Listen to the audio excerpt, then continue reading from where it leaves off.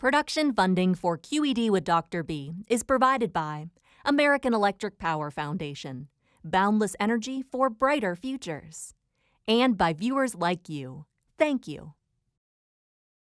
I'm Dr. Frederick Bertley, immunologist and educator. Science is everywhere and for everyone, and it's all around us, shaping our lives every single day.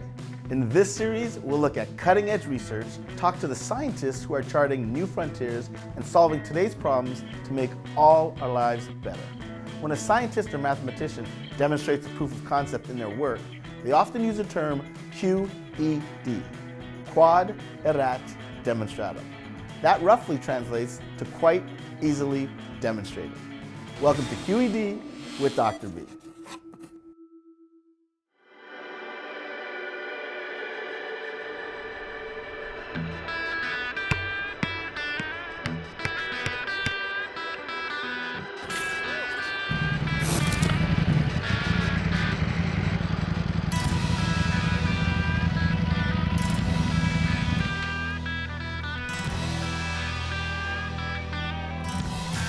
All right, Diana, you ready to play some ball? Are you ready? I'm born ready. Yeah! The weather is perfect for basketball, my crossover is back, and I've been raining Jays all day.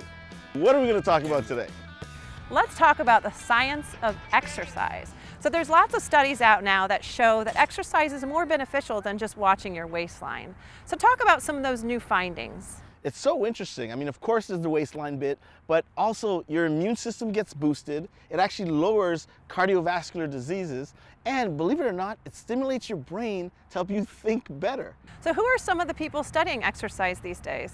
You know, it's so interesting because there's a classic, physiologist and exercise scientist, but now you have immunologists, you have cardiologists, you have neuroscientists, you even have psychologists and social scientists working on this, as well as engineers and computer scientists, all studying all the mechanics and details of exercise and the impact on our body.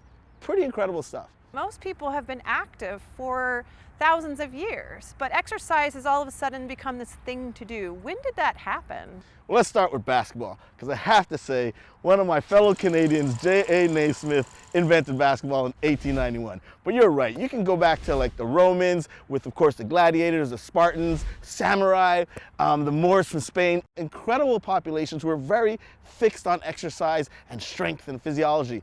That was 2,000 to a few hundred years ago BCE. But right today, you're absolutely right. It's become a kind of reinvention that we do for leisure. And I had a great conversation with Dr. Daniel Lieberman, Harvard professor, who's going to share what we think and know about exercise today. It's absolutely a pleasure to have you, Dr. Lieberman. Thank you for joining us on QED with Dr. B. It's my pleasure. Thanks for asking me. You've stated that getting a workout or movement just for movement's sake is actually a relatively new phenomenon in our human history. Can you unpack that a little? Sure. So, look, humans, like every other creature, evolved to move, right? We have to move to get dinner. We have to move not to be somebody else's dinner. We move for fun, for dancing, etc. So we've been moving forever, right? But until recently, people avoided unnecessary physical activity or unrewarding physical activity because calories were limited. Anytime you have a limited resource, you have trade-offs, right? Every minute you spend listening to me in this show, right, you're not spending doing something else, right?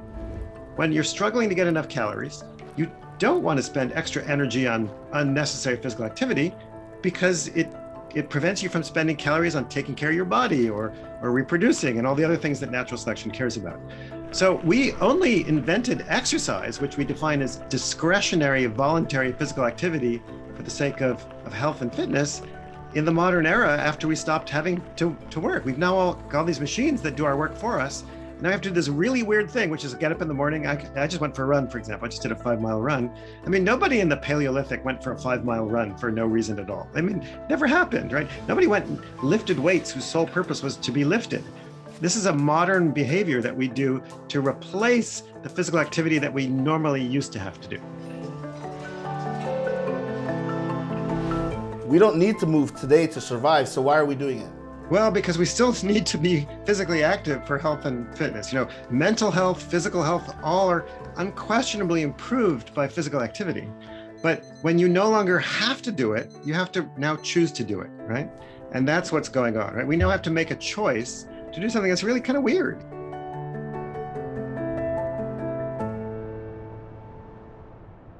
Well, and so to that point, in general, as in society, are we sitting around too much? Should we be getting even more physical activity than the average person is? Well, yes, in the United States for sure. So every major health organization on the planet, and I'm sure you've talked about this, recommends that everybody get at least 150 minutes a week of moderate to vigorous physical activity, right? That's 21 minutes a day. And the fact of the matter is that only about 20% of Americans get that much physical activity, because we've got cars that take us to work. We've got buses, we've got elevators and escalators and shopping carts and you name it, right? All these things mean that we no longer have to do very much. So the vast majority of us, guess what? Have that natural instinct not to do unnecessary physical activity, and it's hard to overcome that instinct. Look, in most societies, people spend most of the day resting. Hunter-gatherers, they work a few hours a day, and then they spend about 10 hours a day sitting around, just like us. And the good news is that you don't need a lot of physical activity. Just a few minutes a day has big benefits. So you don't need to run a marathon. You don't need to do crazy amounts of stuff. I think most people can find the time in the day to, climb a few flights of stairs, go for a nice walk, etc. You don't need to do something insane to get enormous benefits.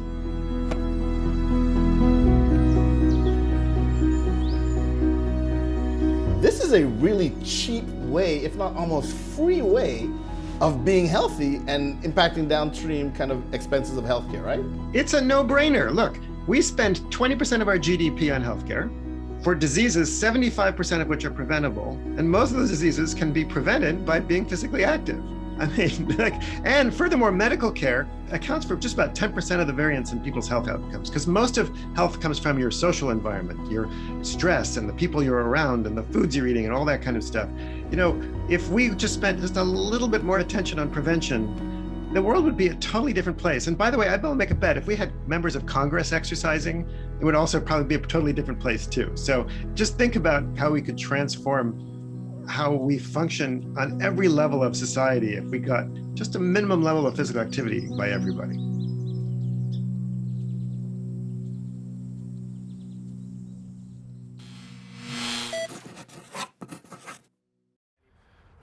There you go, there you go. Keep it coming, keep it coming.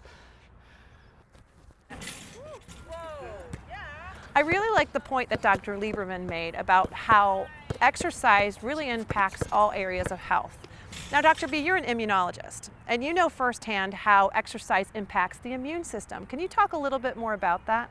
Absolutely. So as you know, the immune system is our innate defense system that protects us from the myriad of bad bugs, but it also helps us on wound repair and damage to tissues. And so the cool thing about exercising is, one, it increases your heart rate. Two, you get vasodilation. Your blood vessels actually expand a bit. And so now you're pumping lots of blood through your body. And what that does is it also brings all the immune cells and all the other immune proteins and different things that can help get to direct areas that can impact tissue repair and make you feel better from a defense protection.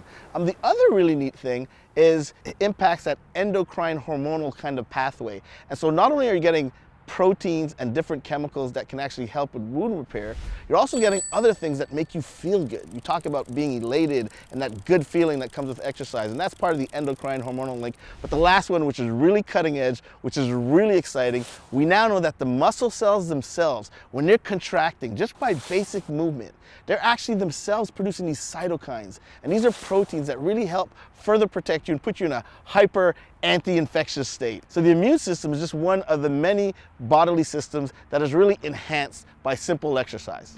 That's amazing. So how does exercise impact other systems of the body? Well, you got the cardiovascular system that's significantly improved through exercise. You also have the musculoskeletal bone structure that's impacted. But you also have the nervous system that's significantly changed from just basic exercise. And what's really cool is the impact on the brain. It's fantastic what happens through exercise. And I had the chance to catch up with Dr. Wendy Suzuki, a New York University neuroscientist who's not just studying the brain and exercise, but specifically how that helps your memory and long-term retention. You're a neuroscientist and you spent a lot of time researching exercise. Tell us a little bit about what you study and how you got into this research. So I was busily studying a really, really cool and important part of the brain called the hippocampus, critical for forming new memories. And then suddenly, out of nowhere, I gained 25 pounds. But I'm only 5'4". I gained 25 full pounds. I was struggling and I ended up going to the gym and saying, okay, I'm going to try and do this. And I lost the 25 pounds. And I started to notice not only was my mood elevated, but what really made me sit up and take notice is that my writing ability seemed to be better. My focus was deeper and longer, and my hippocampal dependent long-term memory was also better in me. And that led to my switch of research direction from focusing only on the physiology of the hippocampus and how it works to trying to understand how movement improves our brain. This is fascinating. So what are the immediate effects then of exercise on the brain, and how long do those last? This is the visual I give everybody. Every single time you move your body, including just a 10-minute walk outside, you are giving your brain a wonderful bubble bath of neurochemicals. What are those wonderful neurochemicals? You have heard of them. Dopamine, serotonin, noradrenaline. That is that mood boost and motivation boost that you get when you move your body. But that's not all. You're also getting other growth factors. One in particular is called BDNF. And that helps stimulate the birth of brand new brain cells in my favorite brain area, back in the hippocampus.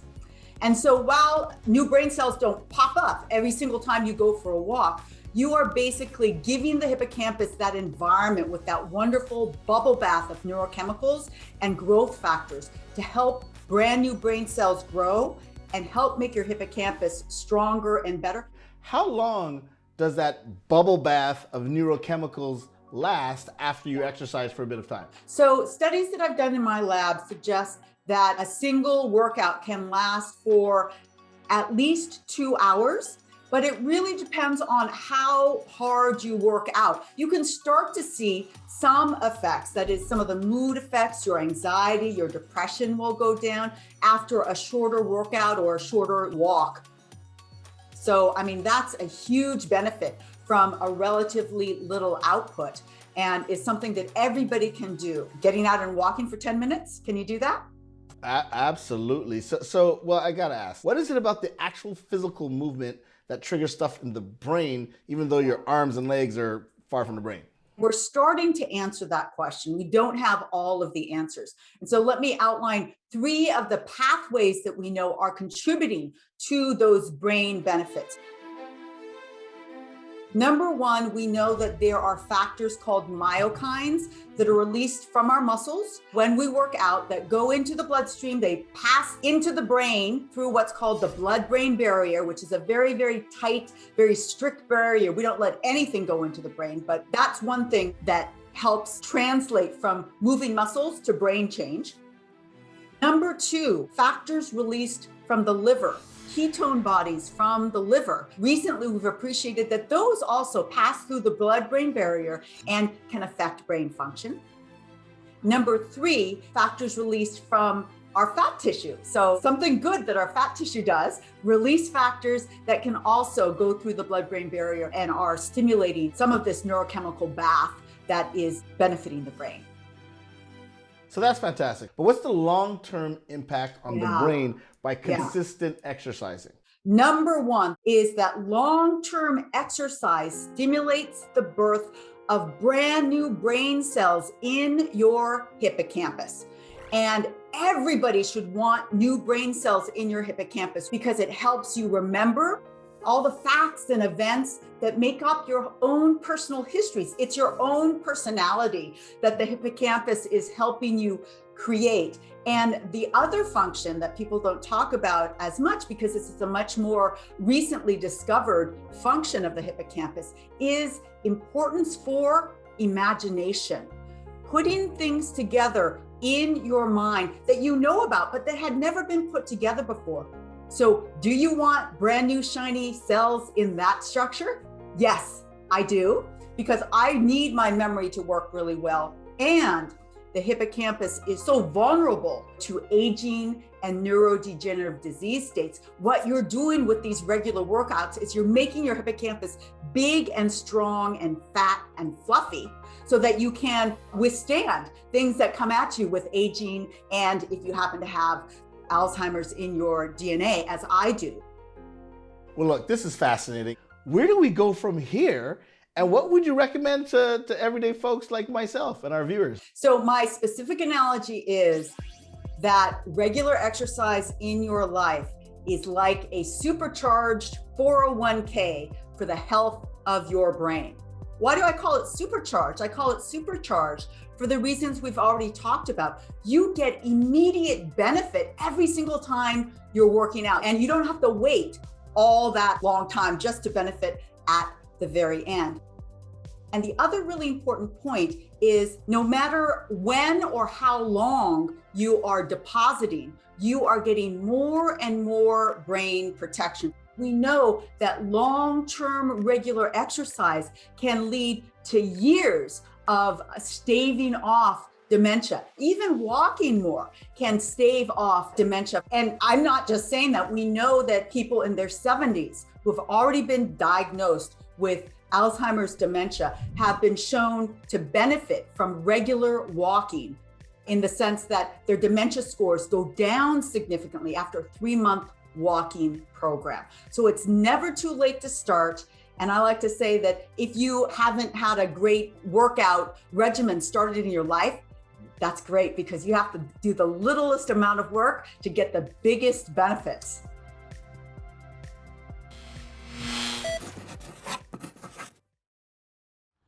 There you go. So we've heard a lot about how exercise is so beneficial. And if it's so beneficial, why is it so hard to make time for it? You know, I really think it's about optics and expectations. A lot of times we put all this pressure on us. I have to lose X amount of weight in Y amount of days, or I have to become super strong, super buff. And it's easy to say, nah, I'll pick that up another time.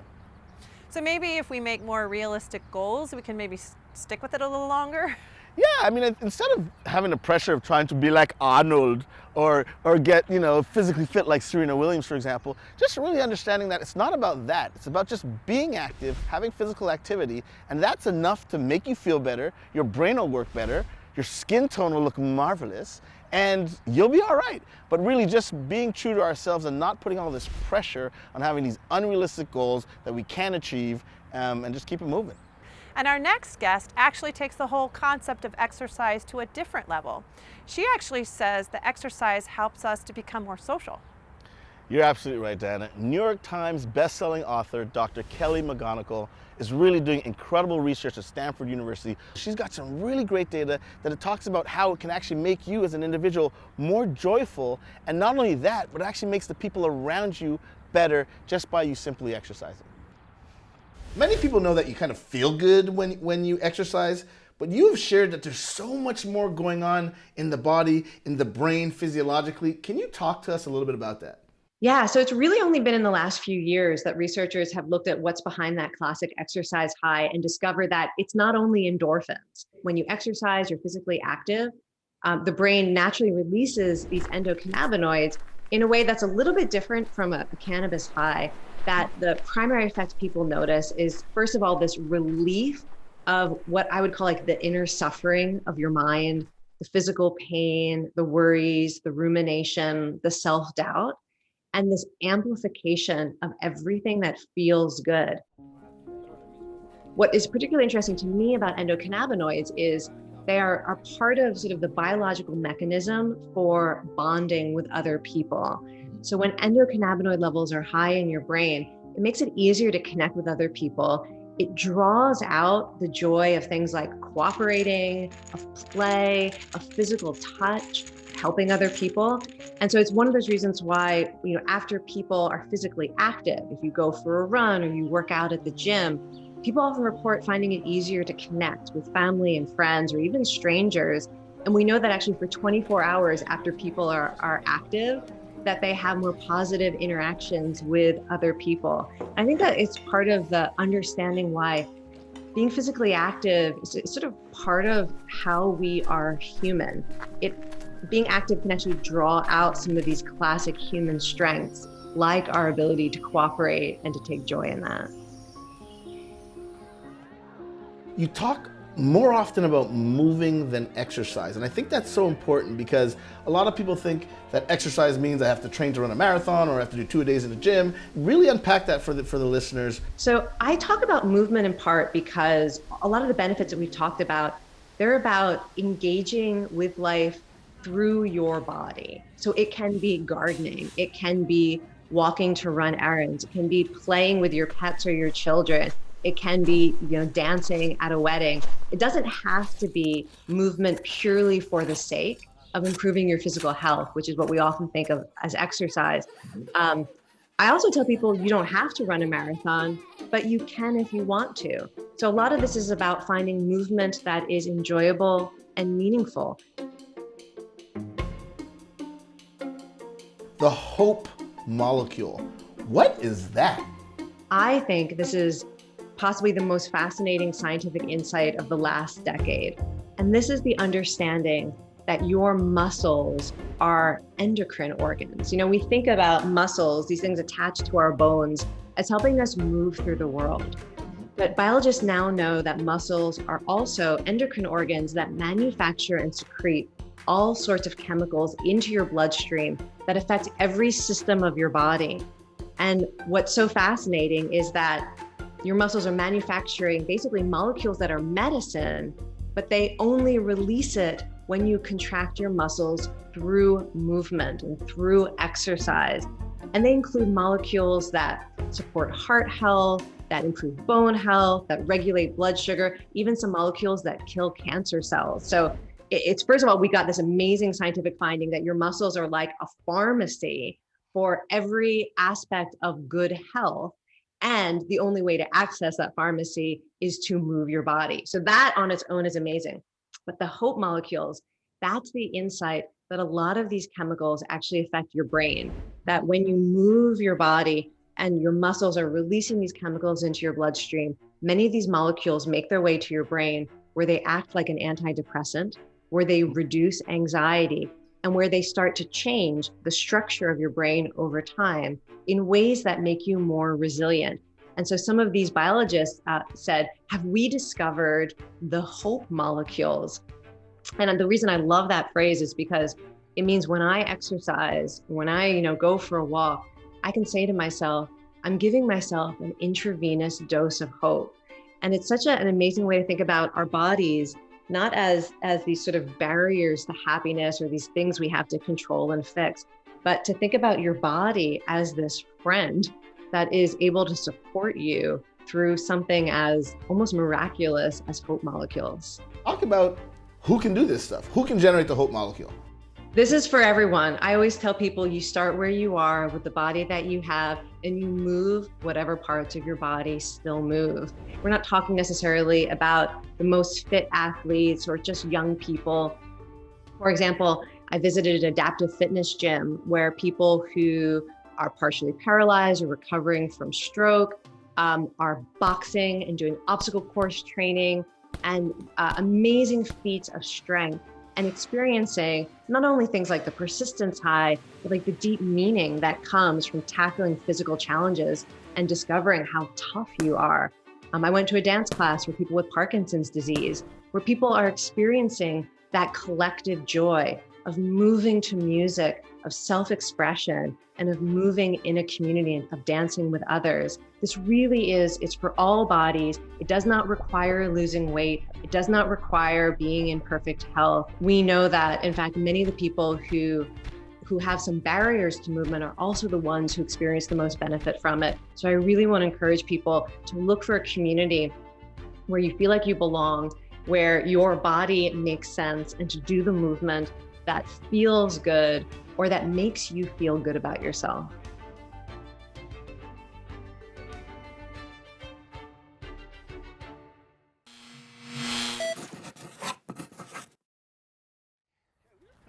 So let's There you go. recap. My takeaway from today is that if I lived in the Paleolithic era, I probably wouldn't be running 5 miles for fun.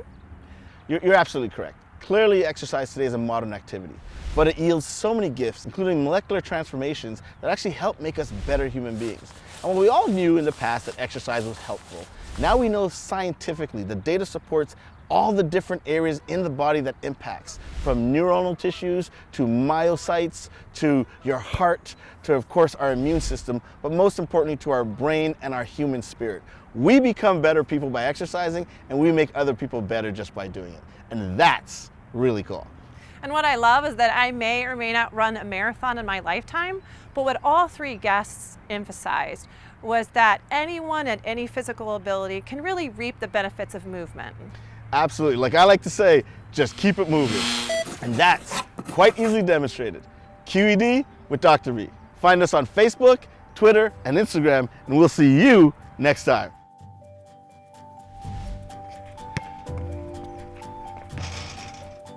There we go.